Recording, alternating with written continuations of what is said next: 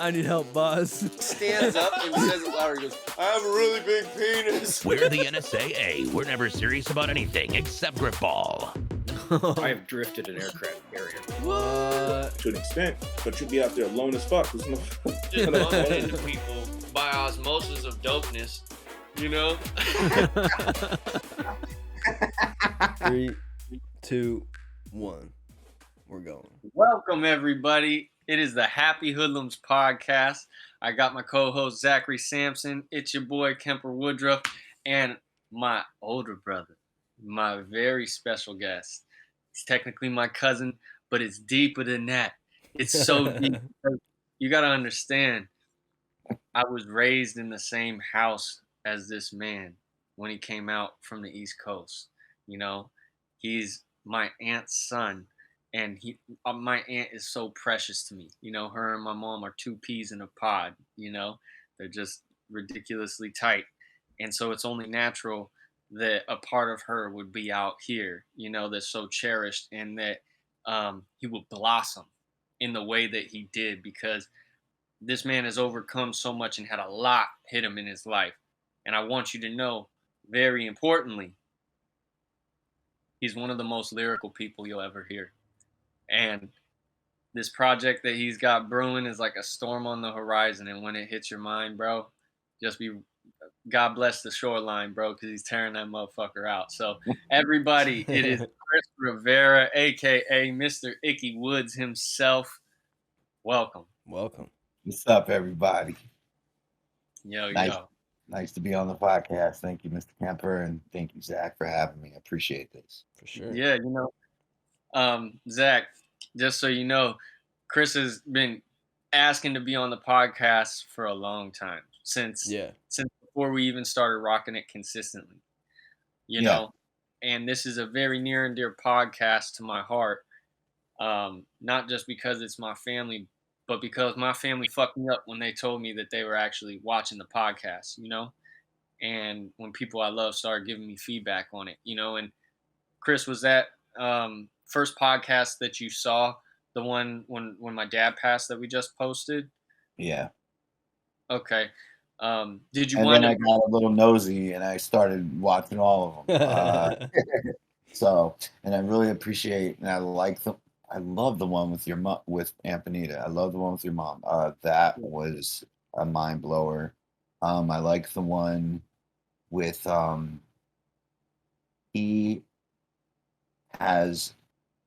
he's a artist promoter, I would say. I forgot his name. And he's putting on Craig. Zito? Yeah. Zito? No. Craig. No, it was Craig. Zito. So. Craig. Yeah, It was Craig. Yes. Yeah. Craig Doby. Yeah, he's the man That around. made me very interested in what he was doing. Because I liked his attitude. I liked his the way he was going about his business. The way he was. It's very constructive. And the Zito one was good too. And I watched a couple other ones too. One with the guy that you went to school with, Kemper, in Mount Hood. Man, I don't know, man. I've had a lot of my homies from school come on the podcast. You know what I mean? All of them are very hard constructive. for me to keep track, but yeah, there's a lot of people doing dope ass shit. But let's take it back to where it began before I was even born. You know, let's go ahead and give them some of this Ficarra family or Rivera family roots. You know. Okay. So we come from a place in the lower region of New York, which is the city of, you know, the 5 boroughs. And you've got Rockland County, you've got Orange County. It doesn't go any higher up than that. The reason why it went up into Rockland and Orange County is because it all started when, you know, they started to make more money, enough money to where they could get out of the city and they can get a place that's just more constructive to be around, like more of a quieter place, smaller towns and things of this nature. People really had their things together. Even it all starts back with my grandfather putting people on. I mean, he, you know, and respectively, they did the best they could. I put my dad on. My dad put himself on. You know, he never looked back and disrespected Frank. Mhm. He just didn't. He may not have had the tools uh, to show all the love being from where he was coming from. Our family Mhm. is cool. All right. So Well, they know that. after my aunt and my mother, and we're not talking about Benita, we're talking about Benita and Tony. Yeah. You know, they're from the Bronx, and they meet these two motorcycle disciple 1% gangster gods called Manny and Freddie, right? Manny's my dad. Freddie was his friend. I met some really cool people. They were part of the Chingaling Nomads back in the late 70s in the South Bronx. That grouping, they're both Puerto Rican. They went through this whole thing where they weren't allowed in the Hells Angels because they were Puerto Rican. So they formed Oh. their own group. And they were the second generation of the Chinglings, started in the late 60s. But they were the man. I mean, I've heard stories. My dad was the man down there, you know. And Yeah. stuff. Oh, I know Manny. He walked around with his shirt up. Cool dude. But they went to the orphanage after a while, and they went through struggle like abusive parent, this neglect and things that would damage them. Didn't get to deal with that. So once they met our moms, right? Once they met my Well, mom your and her, mom and Venerian. yeah, when they get married, all right, imagine now, here's my mom. They're both just, my mom is this, she's in high school with Benita and she's trading her ice cream for spinach. My mom's a badass. She smokes hella good weed, but she don't put up with nothing. You know, you want to mess with my sister Hey, Benita, so and she's I haven't called his mom and not had her going off, like mid going off. yeah, You know what I mean? she's a savage and a good savage though, good heart, not a piece of Oh shit. yeah. And she would always stick up for Benita, but Benita was a special, cool ass person too. Let me get into that. But here's the other deal: Ann, she was the older one, I believe. I think. Yeah. Mhm. Yeah, and thank you. And just great people, and we're in this Italian Sicilian family, right? Grandpa's cool, grandma's cool. Grandpa's a bodybuilder and an insurance worker. Grandma's in the kitchen cooking, being real. Nobody cares. They weren't like, you don't smoke pot. They didn't care. They were nice. They were cool. They invited people all to their house, just like Benita does now. It was a very comfortable, warming, loving thing, right? Mhm. And they made a lot of friends in New York. And then these guys come in and they're welcomed and loved, and they just really don't know how to deal with that much love because Oh yeah. but my mom knows who she's dealing with. They know who they're with, and that's accepted and that's cool. And they're like, "Oh yeah, you're a gangster. You're allowed in our family. This is fixed here, That would be our grandma talking. and So it's yeah. all cool." So there was never no judgment, and Yeah. and to be honest, you know, Grandpa, I think there was a time where, and I figured it out later.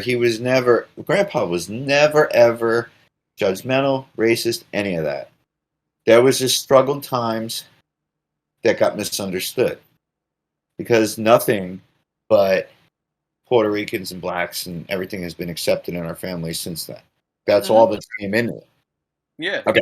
So we've all mixed well. I mean, this has been this community is just amazing, full of good stories and everything. Yeah, Even that's our family. even the parts where, of course, when Tony and Manny, my parents, have a kid, me, how are you gonna know to deal with this? First of all, you're in the early 80s. I'm ADD. All you know how to do is put a Ritalin in. My dad's kind of like, what the fuck, And but I love them. And even though we didn't get along too much, I was a pain in the ass little wiener kid. I was just a little jerk, up until the age of 13. Most kids are. We're just having fun. I'm always, picking at him, and he's an exterminator, and he just got off. I mean, listen, no matter what anything says, I was sent out here. Antonita brought me out here in 1997. Mhm. I was 2. I was He was two. born that year. Because my dad was going to kill him. I mean, he Oh literally was shit. going to, he didn't like what was going on. But he loved me too. I mean, but we got gotten to a point where it was time for me. We needed to separate. And there was a better opportunity out here for me. Hell yeah, there was. Yeah. My dad and mom. I think it was Christmas, right? That Yeah. it was a Christmas time, and some shit had gone down, and you guys were getting into it, and my dad wasn't gonna let you be out in the cold. You Right. know, I my had mom. moved out of my house for a little bit, like fuck this place. And then they said, come. I was working at a supermarket, and they were like, Chris, tell them quit your job. You're coming out here. I got on the over. I'm a nut at this time, right? And this got done smoking some weed on break. I come back in and I'm like, I quit. I'm moved. I don't know why I did that. I don't know. I guess at 13, 14, you think you can do that kind of shit. Because I could have just easily just been like, hi, I'm not going to be working here no more. But I had to do it all like broadcast throughout the whole Dramatic and shit. supermarket like an idiot. Hey, I did that before I left college and then came back. Continue. Now, at the time, this is when I'm just figuring out my debt. Just getting off Ritalin, smoking weed, realizing Wu-Tang, everything happening, 1990. You know, Say that. this is all happening at once to me, right? From drawing turns into illustrating through words, and I don't know what the fuck's happening. I didn't ask this to happen. I didn't want. I don't. I wouldn't be a rapper. It just happened, you know. And at the time, I was kind of bouncing from my grandparents to living with friends out in the town, to having beefs with these little town kids that were starting to get jealous, obviously, because of this, you know. But I had the big older gods, like some people that you don't want to fuck with, that took care of that for me. And so I felt complete leaving, you know. It was a good time for me to leave. But this is the time where and I remember it all started because I was down at my grandparents' right before I moved out here. I had to stay the night down there for a couple nights before I flew, because that's how they rock, you know. And then you'll take the train, and then we'll bring you down, or the car will take you. You know, it's always like step by step. It's never like, it's not like I was just jumping on an airplane from the supermarket, you know. Obviously, Yeah. but and they've always been really cool with me and my grandparents, so this was good.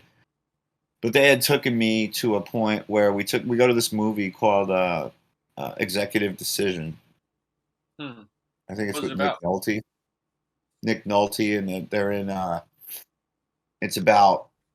Just short version. Just quick. Anyway, I really can't get into it. It's like some undercover weird crazy Deep shit shit. out in Iraq or something. You know, it's crazy.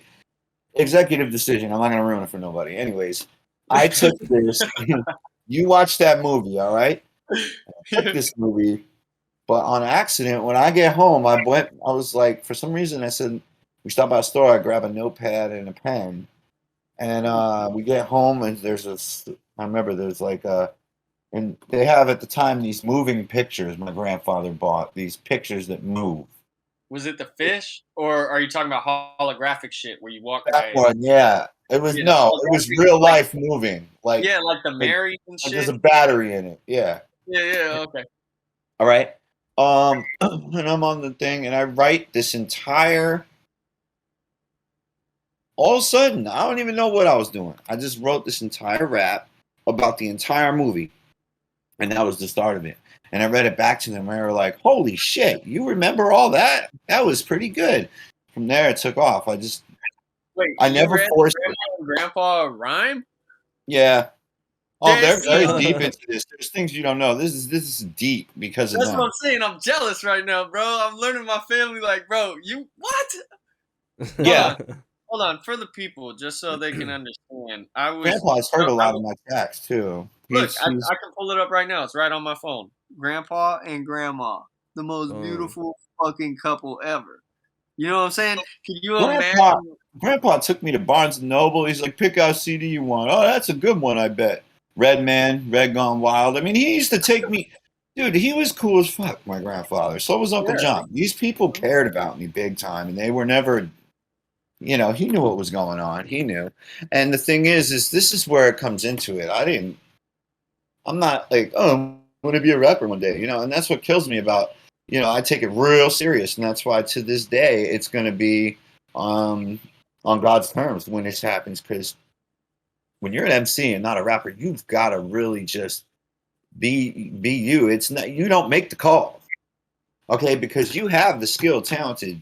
You can't sit there and brag. You can't sit there and underbrag. This is going to be something that just comes in stages when it's time.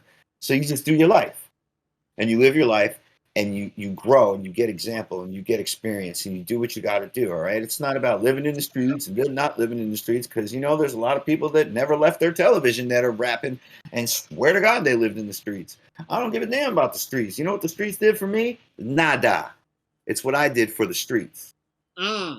So when it comes to me rapping, this is 25 years strong, and I always had this thing where, from moving out here, oh man, because I remember moving out here the first time I went to Franklin High School. I pull up and I'm watching it for the first time. Sun's coming up. It's my first day of school, and I'm listening to Ghostface Killer Iron Man, and it's just like everything. And I'm on mushrooms too, yeah. And smoking mushrooms, this is the greatest time of my life. I don't know what I'm doing.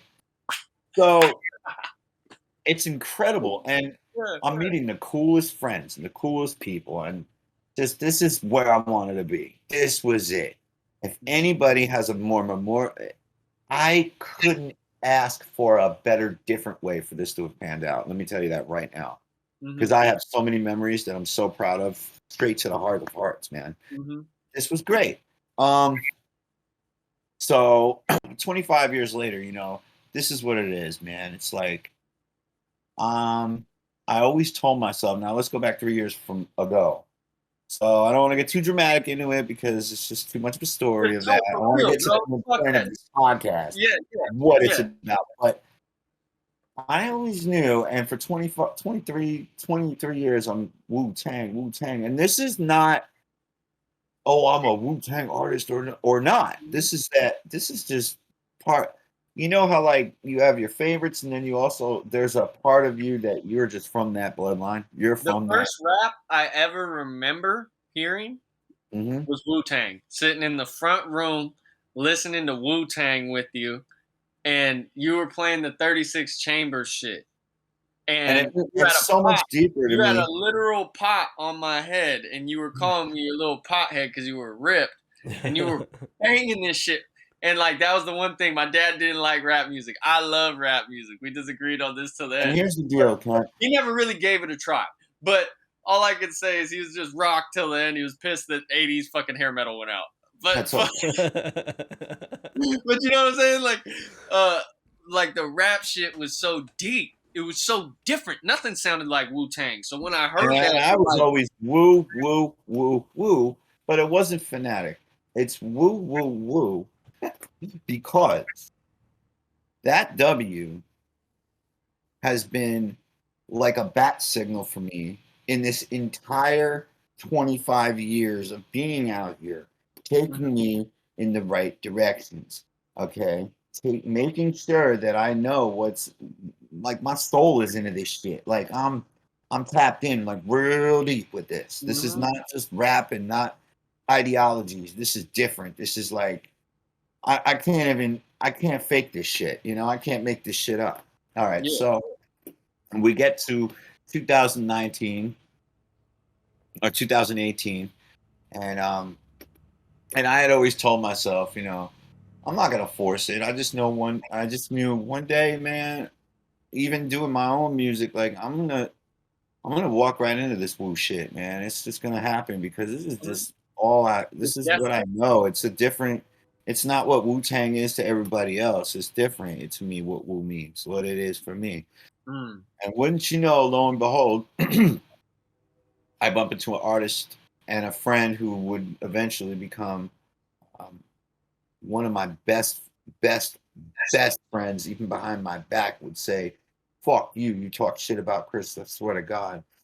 12 o'clock, Odeon Turner, part of the Wu-Tang Clan. R.I.P. He died August 10th of last year, unsolved, was assassinated with him and his brother Murdoch. They were both Old Dirty Bastards cousins, and they were also part of the Wu-Tang off Brooklyn Zoo that was created by Old Dirty before he passed. Okay. Can I say something too? Yeah, go ahead. I want the people to know how deeply this impacted you. Like, just because at the time I was mad at you because of the way you were living. I wasn't mad at you, but I was mad about the situation. You know what I mean? Like, I was just pissed that you were going through what you were going through. And I was a part of it. I didn't know how to wrestle with my own emotions. So I wasn't happy at like the sight of you at first. Like in my head, I was like, when I see this motherfucker, I'm so mad. And then I pulled up, right? Because we're brothers. We do that shit. You fester and marinate when you really care. You just can't turn that passion off. I'm I driving believe down you're talking about at the town center, right? When you picked me up there. No, this is different. I Okay. was driving down Foster Road and I seen you walking by the Dollar Tree. Oh. Across the street from the Dollar Tree, I saw you walking down the street. And I was at the I went up to like 72nd. Like I drove and I was like, and I flipped a bitch, bro. I couldn't live with myself not flipping a bitch. I pulled up and it happened to be when you had just heard about that and found out about 12 that day. And you were right there, bro. And I pulled up on you, bro. And you were on the way to our mom's house to get some mail. But you were just so mad and so hurt about it. And I just remember just grabbing you. You know what I mean? And we just had our moment. But I knew from what I went through with Paul, I happened to, God made us encounter one another on a day that you couldn't be alone. Yeah, because I don't know if I would have gotten through it without you on that one. Well, no. I mean, like, in a sense of, it's not about me. I'm just the instrument through which who came to you, right? I think that's the spirit of 12, because like when Paul passed away, the way that everything happened, it's like, and even with my dad, the way people come together and you start hearing from people that you haven't heard from in forever and all different kinds of shit like that. It just happens in such a way that's so orchestrated, it's so magical, like you can't even wrap your head around it. It's just, you just happen to see somebody and you're like, man, I ain't seen you in forever, but I need someone, Yeah.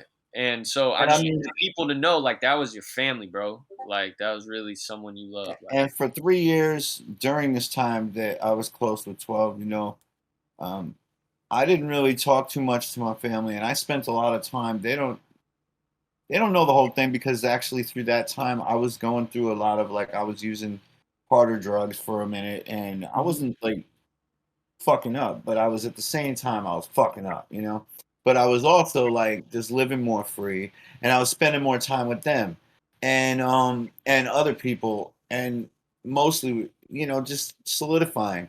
Now, we never got any music done. That's all.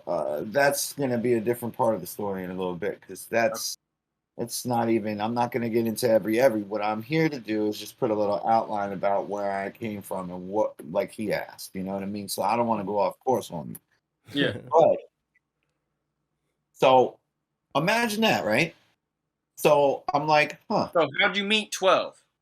So how I met 12 is through an ex-girlfriend of mine who I'm really thankful. She and her friend was like, yeah, they're talking while he's over her house. I'm like, wait, what the fuck? What did you just say? I was like, he's like, Brooklyn Zoo, 12 o'clock. I'm like, he's at my house. I'm like, well, I mean, if you're kidding, or you're like making this up, we're gonna have a fucking big problem. Just so you know. And he looked at me, he's like, bro, no, these are my friends. I'm like, take me to him right now. A couple days later, that's what happened. I was supposed to meet him at one point. We were supposed to go to the studio. I was supposed to meet him at the DMV. I didn't meet him. The next day, he came to my house where I was living at the time. Yeah. And when he seen me, when he came out to me, he's like, I was just like, yeah. Because I knew it was him right away. Now, this is one of the Woo affiliates one of those, lonely swordsmen. One of the. I always loved his voice, and I always loved the way his delivery was. And he was one of those that I had already always been listening to since back in 90, 97, 98, 9, you know what I'm saying, all that shit. So but I didn't expect he would be he would be the connect in the whole thing, but I knew it was coming. And it was really interesting that it was, because I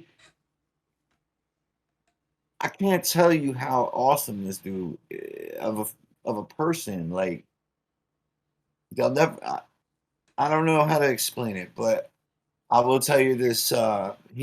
First thing he said to me was, I always knew there was someone out there like you that I was going to meet one day. Mm. And I knew what that meant, because what we talk about, I mean, we can be talking about a little piece of a bar from a song that no one even fucking knows about. We wouldn't even have to barely say it, and we both connect. We were so connected that it made more sense to me that this was supposed to happen. So of course it did. And you know, I really am so happy to this day. In fact, I'm close with his brother. I'm close with his baby's mother, everything. And there's a lot more coming out of this than, believe it or not. And I've met with a lot of the family. I'm just going to leave it at that. When they So came what are here, you working on for your project and stuff like right. that? So there's always going to be me.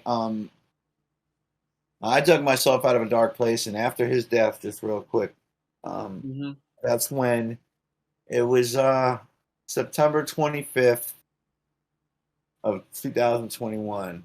And I said, you know what? And because I almost told myself that, I don't even like to really smoke weed. And before I could finish weed anymore in my sentence, I threw the meth bong at the fucking. I'm gonna be real. I threw that shit at the wall and was like, what the fuck? Oh, hell no. Hell yeah. I almost said, I don't. Fuck this shit. And I left the whole half ounce until I'm like, y'all can have that shit, man. I'm out of here. And that's What, burnt a out. half ounce of meth? What the fuck? Yeah. Jeez. I was like, I almost, and other shit. I was like, are you serious? I'm like, yeah, I'm serious. You can have it, little kid. I don't give a fuck. I almost said I don't like weed. I'm taking the eighth, motherfucker. I'm out I of was here. so fucking scared, bro.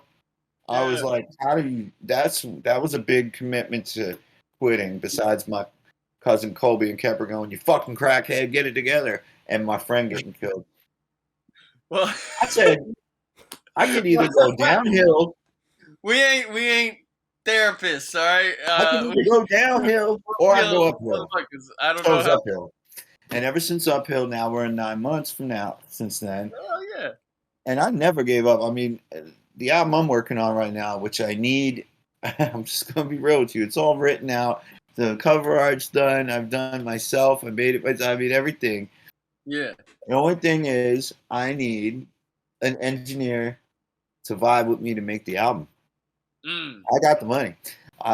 That's where we'll talk more in a second, Kemper, because you've got the answer to that. I was told. I got engineers, bro. So you ain't. You know who I need to talk to. Colby was mentioning. Oh yeah, bro. You this come album, down, bro. I'll take care of you.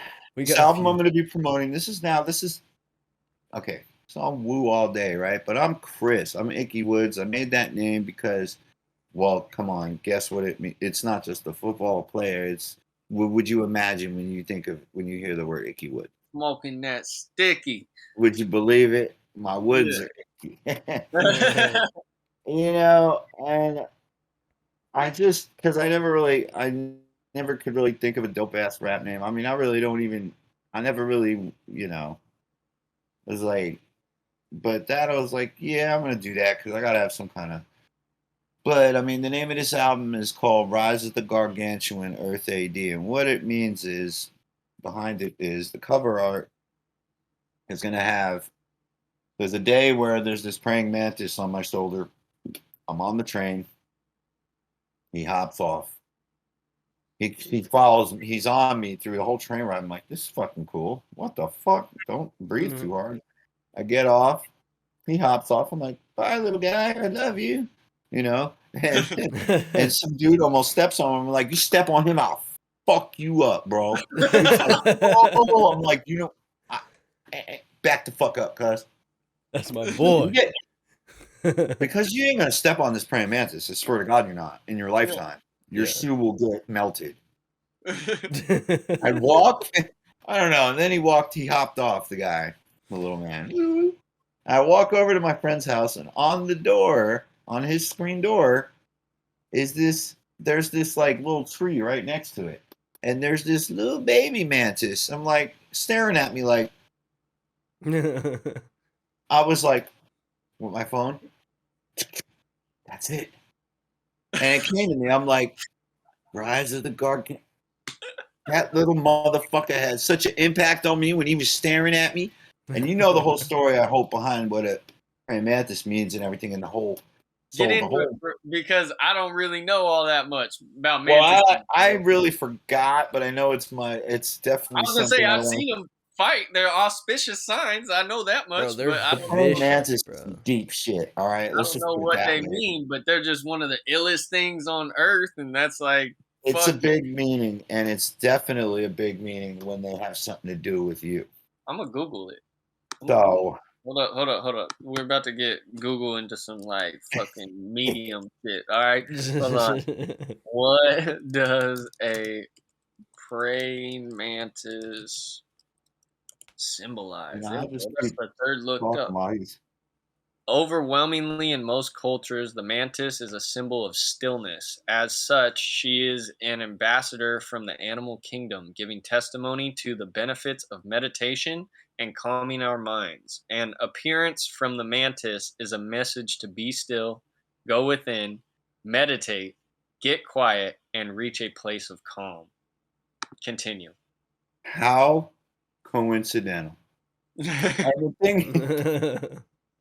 The funny thing is, I took that picture and I made that as is going to be the cover art, and then Rise of the Gargantuan came to my head for some reason, and I stuck with that as the name, Earth AD, after that, because this little motherfucker, because of how the whole situation went down with the mantises, this little ass baby mantis. By the way, I don't think I'll ever see a baby mantis again. The way he's looking at me when you guys eventually see the album cover, I can pull it up on my phone. But I actually probably am going to have to in like 5 seconds. The thing is, the way he's looking at me is the impact was so large for this little ass thing. There was such, I mean, you know, I would just have to show you how he's staring. I mean, you'd be like, God damn, yeah, he was like your master. Like, he really put me onto some shit right there. So, at the moment, he taught me a million things I didn't even know. So this little thing had this much of an impact. So what it meant to me was then it was going to be a concept album, and it was going to be an EP. Just so it doesn't have to be. It's going to be like 30, 40 minutes long. That's it. I'm not trying to make this the LP, because, well, that's going to happen when it does. This is my beginning, and I've made many recordings, done much music in the past. Nothing I've ever put out, but this shit is getting put out. What I have now. Yeah. And that's just the way it goes. There's no explanation for it. That's just what it is. Yeah. That's what it is. So, basically, it's like from nothing to something, and that was the whole point of what I was going through, building myself up. And this isn't even. I'm one of those that evolves, but orbits. I'm not trying to evolve, chase my tail. When I evolve, I'm moving forward towards something bigger. Bro, And that's always how I've been. You're a rapper because naturally you just say dope shit that is so abstract, is ballerific. But I want to touch on something real quick. I think that like when you drop that mantis thing, that's so dope because you're using something that really is like a gift of discernment, you know? And people can say what they want about like getting high, but if you smoke weed, you'll notice some shit. You know what I mean? It'll just dawn on you, and it'll be something that's like right in front of you, and you'll be like, holy shit, I protected this mantis, and now I get to see the evolution of the mantis, and it takes me back to the origins, of which most people will never see such an auspicious thing as a mantis the size of my nose, apparently. Like honestly, that's how I felt about it, bro. I But- mean, you want to know? You want to know like exactly what went through my head when I saw that mantis? I was like, time to validate my ticket for life. Evaluate, devil's advocate, snatch the cabbage right off your salad plate. Pure luck, 52 cards killing the tarot fate. One shot left, pull back, the arrow breaks. Feed the sparrow steak, more blood than bone marrow makes. My weed head smokers know it's time to exaggerate. The average man gets one, son. I'm known to carry 8. Wake up in the morning in holy water, I marinate. Skating on rivers that's frozen and watch my shadow skate. Lawn mowing, I battle snakes. Noogie heads till scalpel flake. Sky beef, I signal to let the cattle mate. From the rotten apple steak, glorify it till gravel break. Awoken the pharaoh wakes, leaving the shallow fakes. Doused in alcoholic spirits, the wooden barrels makes the heart of a vampire that's leaving your life at stake. Derogatory mongoloid seeking diamonds and carrot cake. Fuck, dude. That's what went through my fucking head. You see When what I I'm looked at me. You motherfuckers don't know there's a dynasty. You see that shit? So you can imagine why I'm glad I made this album cover myself and no one else did. Fucking right. It all comes together in perfect time, don't it? But it's like when Hey, I've only heard one other artist say this before, and that's Yellow Wolf. And this was after I had already said it. The thing is, with me, I've noticed this before. When I make something, I usually, and I don't know if this ties back to I used to draw, and then I illustrate it in the words now. And there's more to it. I'm actually growing into a writer now, too, even beyond that. But I don't know. I could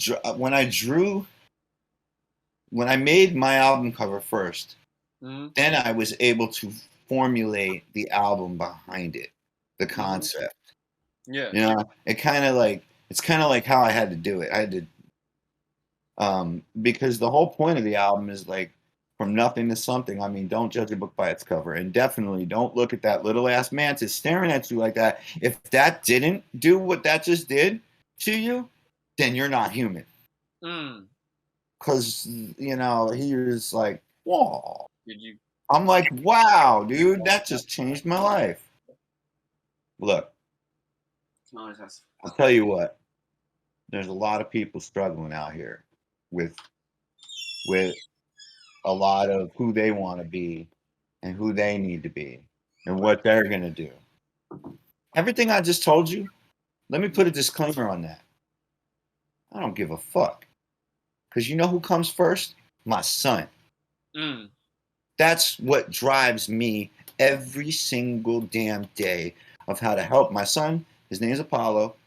He was born with cerebral palsy and has epilepsy. So when people say, oh, how come you're so dope? How come you're not in the rap? I don't know. You be killing it. I'm like, you know what? That's God's deal. Yeah. God gave me that in the first place. I want to do what I want to do. And I'm concerned with helping him how to walk, how to grow, anything that's on his mind. I gives a fuck about all that little tiny shit that people wouldn't even think about. Like, it's like in my head, like, how's he feeling right now? I feel like calling him and saying, yo, you all right, man? Oh, yeah. So that's the kind of shit that like when somebody else, I'm more worried about Kemper. How the hell are you doing today? Are you all right? Not like, oh, am I okay? Oh, am I going to be a rapper? First of all, I didn't grow up wanting to be a rapper to begin with. Second of all, this should have formulated on its own thanks to God. And that's how it is, G.O.D. So when it comes to rappers and MCs and a lot of shit, I used to be so like, fuck the industry, right? And I was so against it for so long because that's what you got to do. But now I'm not. And now I'm like, I can't be like, fuck the industry no more. Well, it's kind of interesting how nowadays the industry has changed a lot, right? Yeah, it's weird that I would even be so cool with it now. In the early 90s, bro, it was a different attitude towards it. Nowadays, it's like we've seen enough people talk about a whole bunch of shit once they leave that situation. Not that it wasn't their story, but in rap, like we've seen a lot of people get some money off of a catchy ass song and not be a gangster or not be just what they portray themselves to be, whether it's gangster, philosopher, whatever it is, you know what I mean? And we see it in many different areas. This isn't just hip hop, but in regards to hip hop, right? It was like that hate and shit, I had to address it in myself because I was so mad that people didn't fuck with Boosie the way I fuck with Boosie. I was like, "You I like stupid Boosie. motherfuckers." You know, that I was always trying to put on like some Southern shit and people weren't trying to hear it, you know, and it just made me be like, they would bring up all kinds of stuff. J. Cole, Drake, Kendrick. And at first, bro, I was like, there might be certain songs, like especially Kendrick was like the sound that like you couldn't escape these artists, right? They're right there in your face, and it's almost like Maybe it wasn't just like the your industry. time. No, Like it, just yeah. like the industry was in your face, right? And in the Yeah. 90s, you're just on the outside of this wave, and it's like the wave's coming in, and you're just not caught up to it yet. You know, and back then people were really gangsters, and although it was like it was because of where culture was at, it was like if these white people are gonna come and profit off of us, fuck that, pay me. And it was Mhm. kind of like that mentality, you know, rightfully so, but it didn't have the same business stuff. And that's a whole other conversation, you know, like these No, are right. people Yeah. coming out of the streets. They're not knowing what to ask for. They really don't know. Like they can bargain for a lot, but a lot to them might not be near what their budget is, right? Yeah. But that's something else. What I'm really getting at is there's a wave, right? And it's like me feeling about these artists that were newer artists coming up was like you denying the industry because you didn't feel accepted by it. And that's because at that It's time, different because that music is accepting, and it was really a me thing. So it's not a great analogy. I just want to throw that out there. no, at that time they weren't a lot. You didn't know shit about these artists, but their raps. So to me, it was phony. You didn't know too much about them, and because we didn't have the new nowadays shit, and now you know. Like when I found out J. Cole drives a bike all the time, and he's worth net 117 million, I started loving J. Cole's music. No, what I'm talking about is like when I was in like 6th or 7th grade, Drake came out with Best I Ever Had and Uptown and shit. I was banging that shit, but I wouldn't let nobody know that like that was my shit. You There's know like what a I'm guilty saying? pleasure Like, type shit. or I just wouldn't play it. Like I wouldn't play Yeah. it for a long time. But those were the two records that got me, bro. Them two snuck through the back door. You know, I was like, man, who is this? And then they were playing that, and I was like, man, he only had Best I Ever Had, and then he came out with some shit that was totally for the men too. You know what I mean? Yeah. And don't get it wrong, them records for the ladies are really the most for the men. You know, but Yeah, but they don't understand that. they and don't hate on resonate it. the That's same not on that. hip hop. Well, Yeah, no, so- it's not. And no, it wasn't made for you. And don't So, get mad because Drake that's- knows where that's my music own- belongs. That's my own ignorant shit, and I'll call myself on that. You know? Nah, dude, I got put in Facebook jail the other day for backing up Drake. Really? Yeah. Because I got tired of these Irv Gottis and everybody talking. It was on Double XL Mag or something. Everybody's saying, "Oh, fucking Drake," and that's not a hip hop album. What the dance album? I'm like, you ignorant fucking idiot son of a bitch. Get Drake money first. You know what? He's smart. He's brilliant, and only he can do that. There's gonna be a time where you. First of all, you're on comments. You're a broke ass motherfucker. Who the fuck are you talking that shit? This guy said there's gonna be a time where you gotta be in the gentleman's club, chilling, dressed up, all pimp, and this is the music. Maybe someone 55, 60. Maybe he just reached a whole nother level of he's reaching out to other people. He's not reaching out for you. He does music for different age ranges and different genre. Like if you notice that about Drake, that's what he's been doing. So.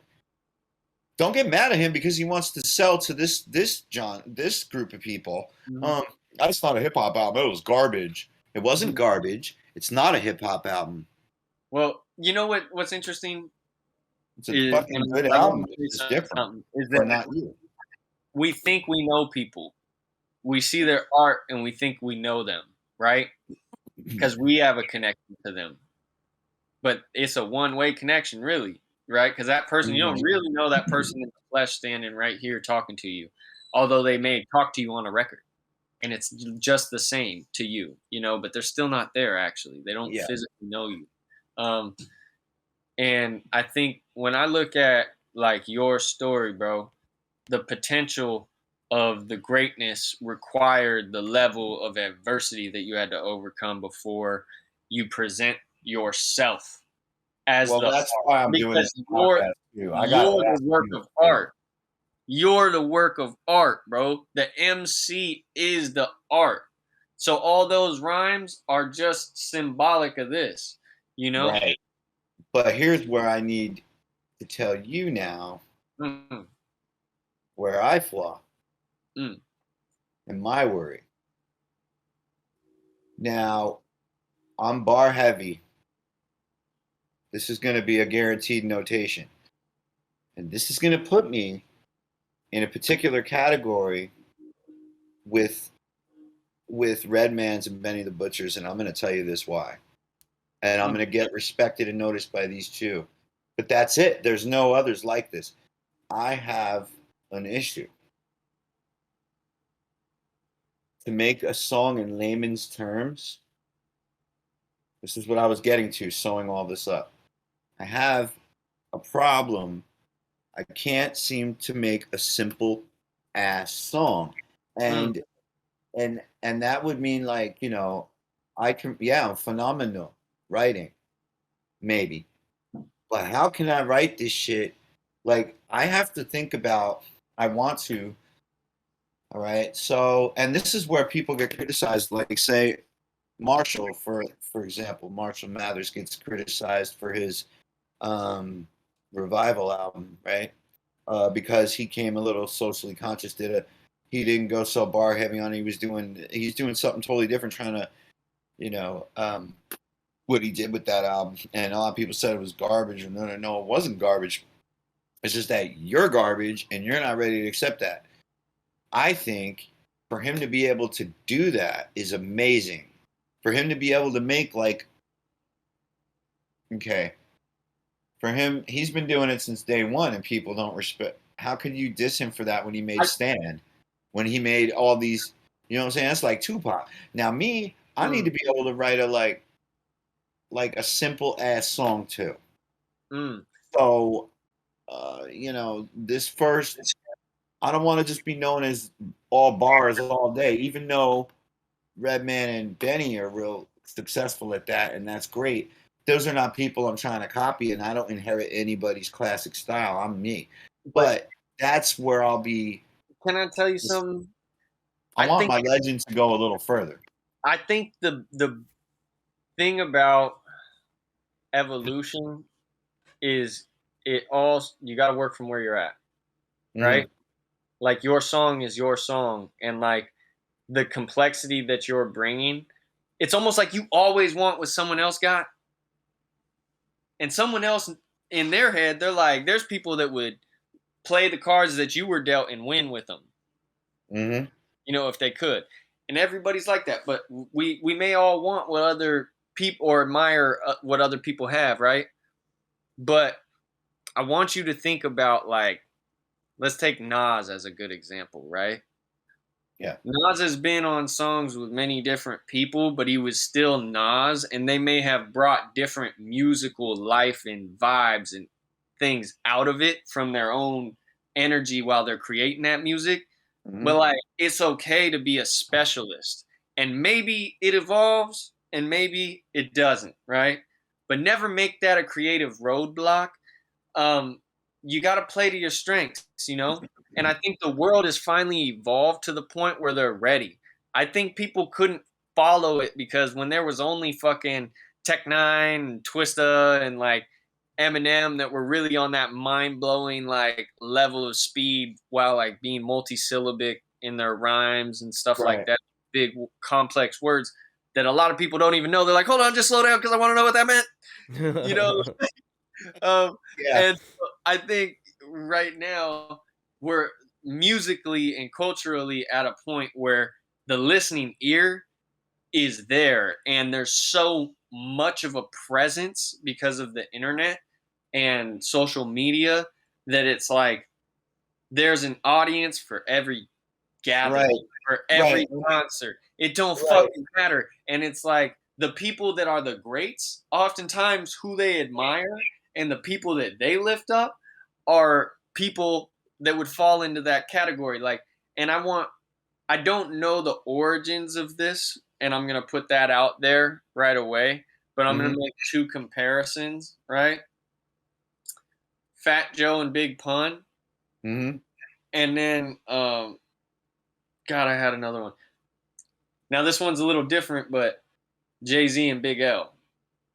Okay. Right. And so No, I that's can permanent. see someone who may be more prevalent in the culture in terms of like iconicness or whatever. They've got a little bit more Yeah. of a fan base. They're more renowned. But who they fuck with, your favorite rapper's favorite rapper is someone like a Pun, you know? Or that's like how I honestly think where Eminem fit that mold. It was like someone who just loved rap music just saw this and was like, this is bananas. How does no one know about him?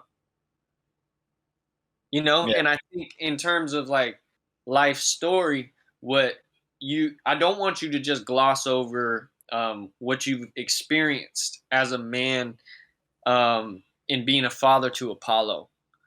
Because I've Yeah. seen you with a car and without a car taking care of your child, you know, and I've Yeah. seen you in dire straits in your life and I've seen you in great positions. And no matter what, that child was always taken care of. Whenever I saw him in your company, he was always dressed in a cool fit, you know, Mm-hmm.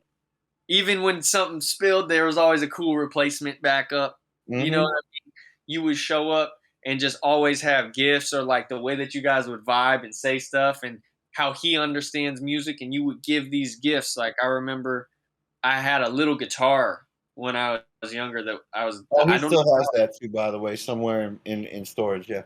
I was given a little electric guitar when I was little and I just happened to see it one day and I was like, yo, Chris is so musical. I want to see what Apollo will do with this. And Apollo can play with it on the floor, you know, Mm-hmm. because he's not quite as active and mobile like other kids, you know, and what he would do with it, the sounds and like how he would come to life, you know, as he was playing and interacting with music was really cool. And I have to attribute that to him seeing you playing music for him and actually talking to him. And this Like, will all be the big payback because I've decided more than just being involved. I'm super involved with my yeah, kids' life now to the point where um, I don't think there's a limit to that, the ceiling, when it comes to United Cerebral Palsy, when it comes to anything. He's not just going to watch the parade, he's marching in the parade with them. Um, any resource, outlet, meeting parents, other people, anything that can help, reading books. I have never read books in my life until the last 3 months, and I've finished 2 now, and I'm going to read them again. yeah, And I'll tell you what, they're books about things I need to learn. I go find it in Powell's, I buy it. You know what I'm saying? It's just shit like that. yeah. Um, and it's all about feeding my brain, you know? Um, but Because I've seen you recycle that. What you feed your brain, I've watched you recycle that. You know. one thing I will say is no matter what, when it comes to Apollo first in my life, and this should go out to any parent, I mean, when you put your kid first and really truly give all the way shit, no matter if he's disabled or not, that when you have a child, that person comes completely first. If you do that, you're going to have this successful lifetime in your own life. You don't have to worry about it. The chips fall for you. Okay? You won't have to, worry about. See, I'm sitting here talking about this magical album, right? That I'm about to drop on y'all. But I don't even know the person who's going to help me record it or vibe it in the studio with me yet. I just have it all written out. I have all the ideas. I have everything ready to go to where we're going to drop it in like 2 hours. We're going to have the Yeah. shit done, you know? And they're going to be like, what the fuck? I'll be like, I'll pay you extra. I'm sorry. I didn't mean for it to go this quick. But honestly, and that's what it is. So I don't worry about that because I've already got it in my notepad. I've got everything. That's when the album's coming out. Don't worry about it. And it's gonna be it's going to put me to a level. But I told my son this, and I'm going to tell you all this in the whole world right now. I looked my son in the eyes, and I told him, unless you're with it, unless anything I'm doing involves you, I'm not fucking doing it. Do you understand me, son? So unless you're involved too, I'm not doing it. And he Say looked that. at me and went, and he understood. Okay. So, and so that's it. So, that incorporates a whole lot of cool shit actually for him too. He's already, let's just say I've got some bases loaded for him and we're getting ready to hit the home run. So oddly enough, I never was into baseball before. But I'm going to tell you this right now, and this just connected me to my Uncle John, who is the fourth child, our grandparents' children, our parents. But this is Uncle John. This is the other one. This is the only boy they had, and I always knew there would be a way to connect, but I'm always thinking it's going to be through money because when I get my shit going, then we're going to spend money together. No, that ain't. I figured it out. It happened last night. So the other day I'm at home and I'm waiting to move out of where I'm living in my own place again with Apollo, right? So, but then at the same time, I'm like, I study, I read, I do schoolwork of different kinds every day, all day, okay? No matter what. People can say what they want about me. You don't know a fucking thing about me, okay? I do so many things all day long and I love it. And I add to my list. I read, when I don't want to do something, I push myself to do what I didn't even have to do. Make myself something, and that's something I've gotten used to doing, and that's why I'm, it's the man behind the music. But I downloaded the Major League Baseball app and ordered the league pass because I love baseball now, and I'm so into it, man. I'm watching the Yankees I'm watching every Yankee game this week. I'm watching every Met game. When that's over with, I go to the Pirate game. Then I go to the fucking, and I'm like, damn, I love these pitches. They work their ass off. Just these pitches are vicious. I could never hit that fucker. And just the things that I never liked baseball before. And my uncle always has these responses. And they're always these epic response, dude, to something, and it's so epic. It's So prophetic. I'm like, yeah, it's so real. I was like this in a text I see just jumps online. It's like 10 o'clock over there, 7 my time. I was like, yeah, I just got done watching the Yankee game. I finally got into blah blah blah, and I'm like, I can't believe Montgomery has such a killer slider, and like anyway, I'm not just jumping on the bandwagon because they're doing so good this year, but what a good year, and yeah, and the blah blah blah, and that's it. And he's like, and I was just letting him know how I'm really, watching baseball because I know he is too if he's not at the game himself. And he's like, in a text he responds, "Just enjoy the ride." I'm like, that is epic, bro. I get it. Why do they have to dead you in so little words, bro? I'm telling you, our grandpa would do that shit. Enjoy the ride. And he's like basically saying the Yankees are going to go all the way this year and take the whole thing. But I think what it's going to be really, we have a good 70% to not maybe 85% chance that it's going to be a Subway Series. It's going to be the Mets Yankees or it's going to be the Yankees Dodgers. I hope it's the Mets Yankees because it looks they're both in first place on National and American. They're both killing it this year most. If it's Subway Series, I said and I left it at that. Baseball is an interesting sport because it's a true all right, so this sounds stupid because sports are a spectacle, right? But it's a true spectator sport. It's really on some dad shit to just be sitting there and just eating some popcorn. You're out in the elements, it's slow. You know, it's a slow ass game until it's going. You know, But when it it's takes going, a it's certain on. growth process to get up to starting to genuinely like watching baseball. It's such a chill thing that but it's a dad thing, bro. I swear, like, Is and it? it's weird. I didn't learn like how to catch with a glove and stuff when I was little because I that wasn't my sport that I played with my dad, and we were never in the setting for that, so we would always play catch with a football instead. But I always like when I would see baseball, I was like, I wish I was fucking good at that, but I have such a reverence for how much like true skill it takes to become like proficient, like on a level where you're up here. I was like, man, I'm just not gonna throw out my shoulder for no reason. I have done that enough throwing fucking punches and footballs. You know what I mean? Like, I mean, watching the whole game though for 9 innings, I'm like, this guy pitched the whole pitching staff threw what 70 pitches, and then you notice each team on each side, right? And you see where their flaws were, and each team only had like 10 hits, or the other had 8 hits throughout the whole game.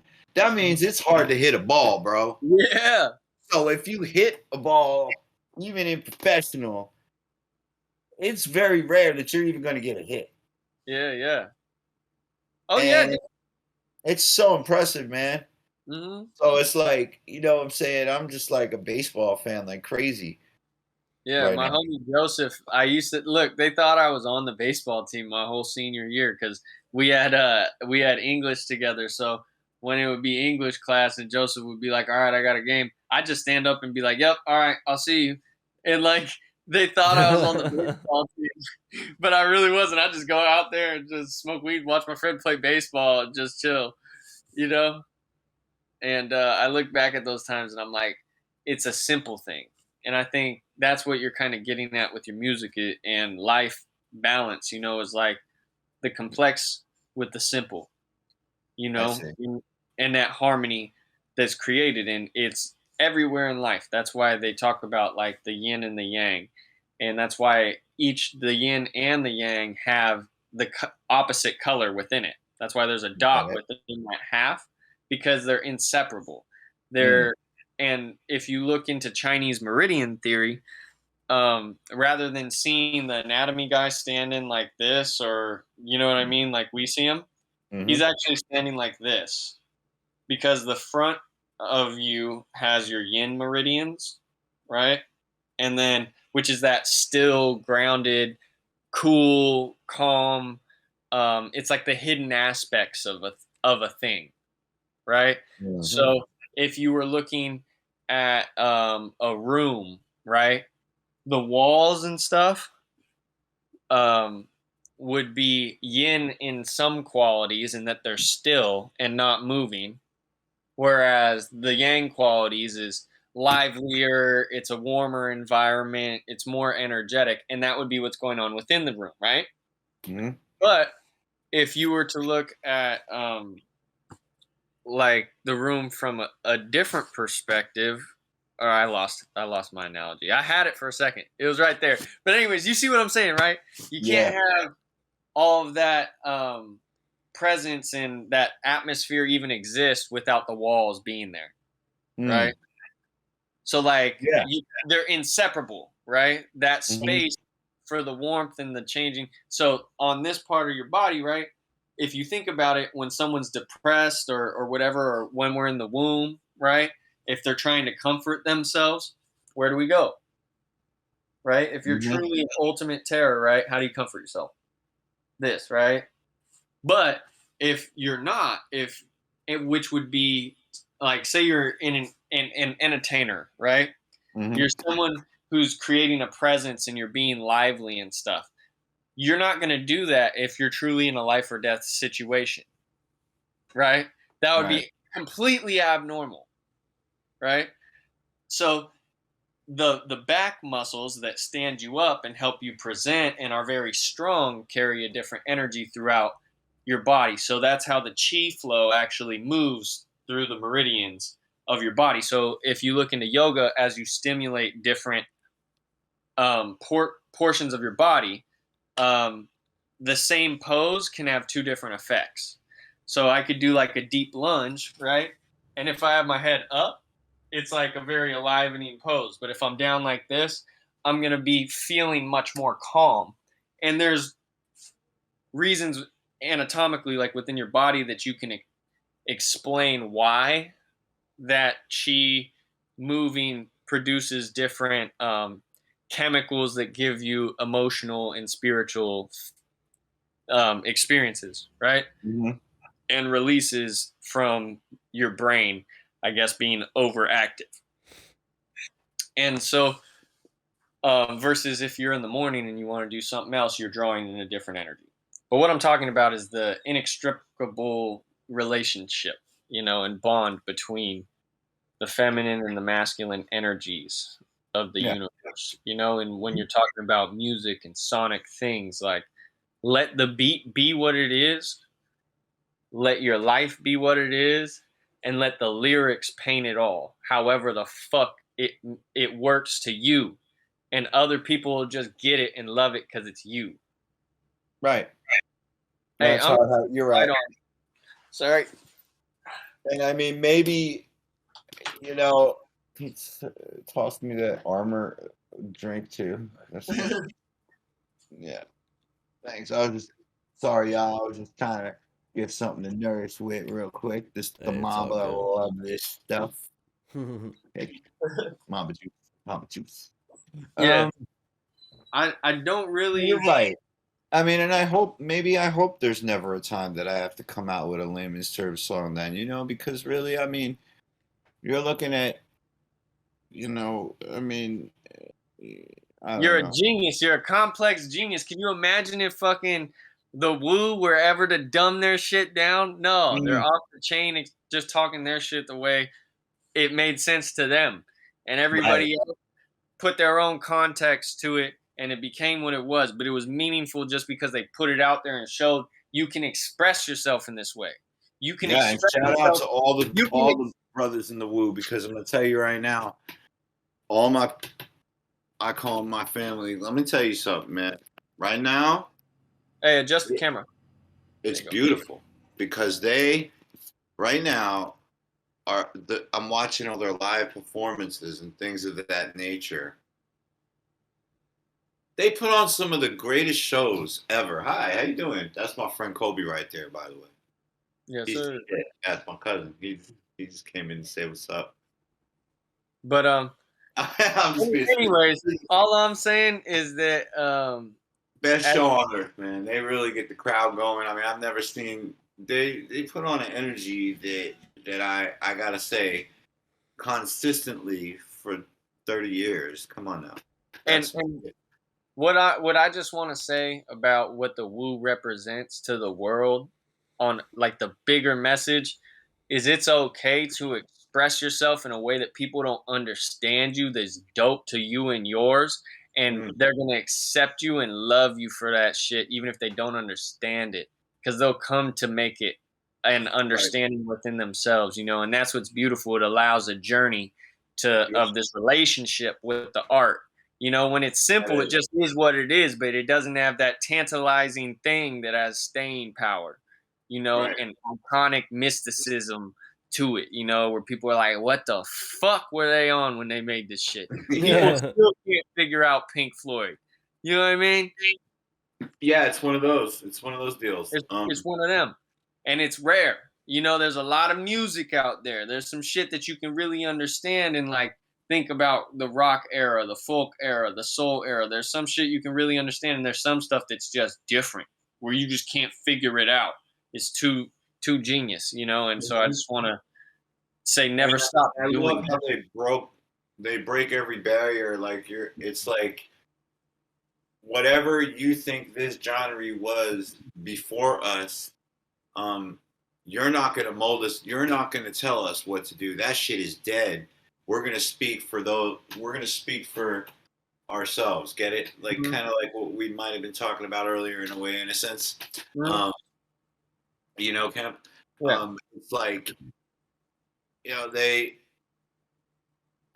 just didn't. I think There's no roadblock. I think that was well said, bro. Mm-hmm. Um, Real quick though, we're before we start wrapping up. We don't want to give the people everything in one shot, although we're giving them the best. Yeah, that we I can't do can. that. But I mean, I don't want it to taper off and take away from There's a the booster experience. after this, by the way, peeps. It's the experience, you know what I'm saying, of this, and we want to keep it all confined to this By the way, beautiful, Zach, I love your headphones, man. They're dope. I Thank got the you. same ones. digestible experience. So, Zach, do you have any questions? And then, Chris, do you have anything that you want the people to know where we can find you at? Anything like that? Okay. All right, so, Zach, first, do you have any questions? Yeah, No, Zach. I mean, the only like, it's not really much of like any like deep question, but I was just gonna ask what your favorite Wu-Tang song was. Okay. And if you can't pick, maybe a top 5. Oh no, I'm gonna go with this one. Okay. I got this. I'm gonna go with off of Ghostface Killer's Fish Scale album, 9 Milli Brothers. Okay. And I'm also gonna go with off of Ghostface Killer's Bulletproof Wallet. Ghostface is different. He's What is different. it? The Forest, I think it's called. Okay. I So- can't say I've heard that one yet. I'm gonna have to listen to it. Yeah, it's got like a Legends of Zelda type of beat. It's like real mystical shit. Okay. The Forest. I think it's the Forest. Yeah. Yeah, I think so. No, it is. Yeah, those kind of these beats, I'm not seeing it happen in 10,000 years even for them. I don't know how it happened. That 9 Milli Brothers is so fucking raw, man. I mean, the ragtime hip hop shit. I can't. Woo. And then you got like that's my kind of vibe. Like I mean, and like off of Method Man Judgment Day, there's this like 30-second snippet song called Shaolin What? That one. Just like there's these once in a lifetime Wu beats even. All their shit is dope. And then there's these hidden gems that are just so fucking because they all had their own careers, too. Yeah. And I just want to give a major RIP to MF Doom real quick out here on this podcast too, because that was my serious like you talk about rappers' favorite rappers. There you go. MF Doom was a that's what I'm saying. He said, "Don't talk about my mom, bro." Yeah. This was the guy. Yeah. Anyway, and he had a song with De La Soul too that he came out with. Look that up sometime. Forgot the name of it, but regardless, man, I will say I've had it in my blood since early. It all started with my cousin Nina and my uncle Mark. That's my dad's sister's daughter, Nina, and I remember getting my first tapes when I was like 13 and smoking my first weed with them in the back of his Cadillac. Age 13. I got Tribe Called Quest, Low End Theory, and Doggy Style on tape from them, and a pair of Timbs. And that was the end. That was the beginning of it. Even though it happened at Grandma and Grandpa's when that shit started happening, but introducing. I had always been into like Public Enemy and all this shit. I just didn't. You don't really know yourself till you're like 12 or 13. You unless you're from like China or some shit. You know yourself at age 3. Seriously, like your parents, So when you do, it's a slow process and you can't rush it. You got to trust it. But if you put what's important first, what really drives you, that's gonna fill in the body for that. Is what I always feel like. So, it's like Apollo being my number one and his well-being and his progression and his evolves me. It's a mirror. Kid is awesome. Kid is off the chain, man. He's amazing. 1,000%. He's so cool. 1,000%. But he's my best friend, and the thing is that everybody else can fuck off. Yeah. Not friends. Like it's just me and him. Seriously, like let's get Yeah. this, dude. I got you. I'm never gonna let you down. Mhm. And so that's what really matters first. I think if you put what's important first in your life, all the things that who you are, you learn who you are through that as well. Mm. So again, to wrap this up from my end, when I say I never grew up saying, "Oh, I want to be a rapper one day," like all these fucks do, you know what I'm saying? That shit is bogus. Cause if you ain't doing, if you weren't blessed with that talent, don't fucking get on that mic. Cause let me tell you something. At the end of your life, you spoke and influenced 5 million times more people than even the president of any country has. So you better watch what you put in people's fucking heads. You better watch what you're saying and make sure your sublims is right or not right. And you better be preaching the right shit. Because if you think you're going to be out here infecting people with the bullshit and you think you ain't the cause of all this negative bullshit, you think God's going to be like, remember all those people that you got, going on that fake shit? Oh, it's time to pay, motherfucker. Yeah. Better to put out what's real and what's from the heart, and that comes from yourself first. And you got to know who you are first, and you gotta do what's right, man. You can't fuck up, man. That's all. Amen to that, bro. You couldn't have closed this out in a more elegant, fucking wise way. So, give me your Instagram handle, your Twitters, your social medias. Go ahead and tell the people. Let's just put it this way: I ain't got none of that yet. Yes, that's what the fuck I want to hear. Keep that shit. You know why? Because that's on its way. And if you're really, really interested, you will know me anyway. All of you will know me. Trust and believe me, you will. Player shit. All right. And I don't have all that because, let's put it this way, I still got to make this fucking album. That's what's real here. So if you're a producer and you want to get down, you like what you heard, fuck with me. Hit Happy Hoodlums up. Hit Wonderful Entertainment up. Kemper Woodruff, Chris Rivera. I'll get it to him. You heard? All right. I want to say one last thing, Kemp, before I go. I really want to thank you. I want to thank you, Zack, too. And Zack, look, man, I watched every episode. I didn't let you talk. No one ever lets you talk, Zack. I'm so fucking sorry. And I want to hear what the hell you have to say. I think I would love to have a Zack episode.